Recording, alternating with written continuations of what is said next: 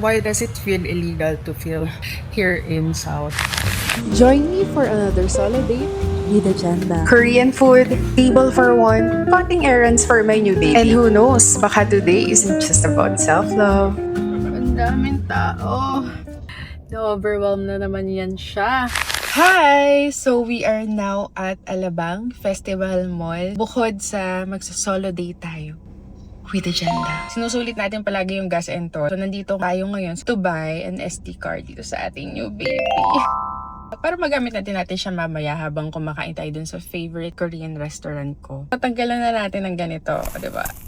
Unboxing and hello! Excited na ako sa next travel vlog natin very soon. So yun lang, before pa umulan, let's go inside. Finally, nagagamit na natin ang ating Osmo Pocket. First agenda is shopping. Let's try this one.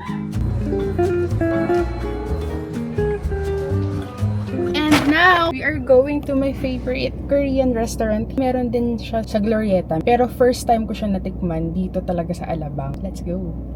A few moments later. I'm so gutom na sobrang hirap humanap ng parking dito sa Westgate. Aga pa naman, 4:15 pa lang. But anyway, let's go. Sobrang nahihiya ako, shit. Ba't kailangan natin pangatawanan daw para masulit yung bili ko ng Osmo Pocket? Ito na, ayan, nakita ko na yung favorite Korean restaurant ko dito sa South. Wait. Table for one po. 내 미소에 넌 취한 것 같아. One, po, bibimbap. And then, one tteokbokki. Thank you.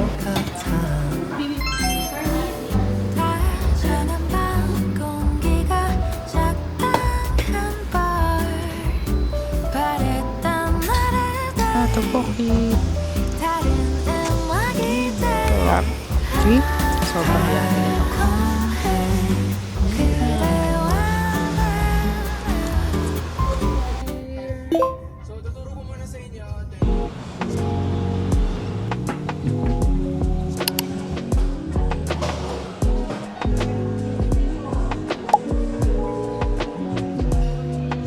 Let's go. Let's find the coffee.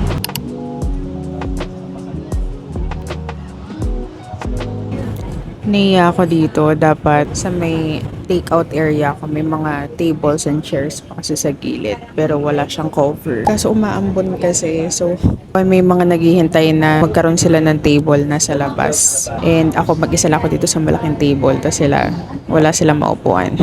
But oh well, nitay ko na lang yung coffee ko.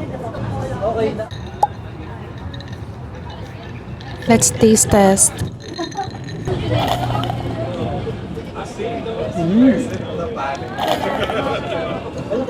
Sarap. Tsaka ito sa Fatseed, yung Spanish latte niya, lasang kape talaga. Tsaka hindi siya maasim yung coffee. I took my time enjoying my coffee kasi wagi sa ambience. But, match pigo pa rin sa organic encounter. Bigay nga kayong tips. So, till our next solo date,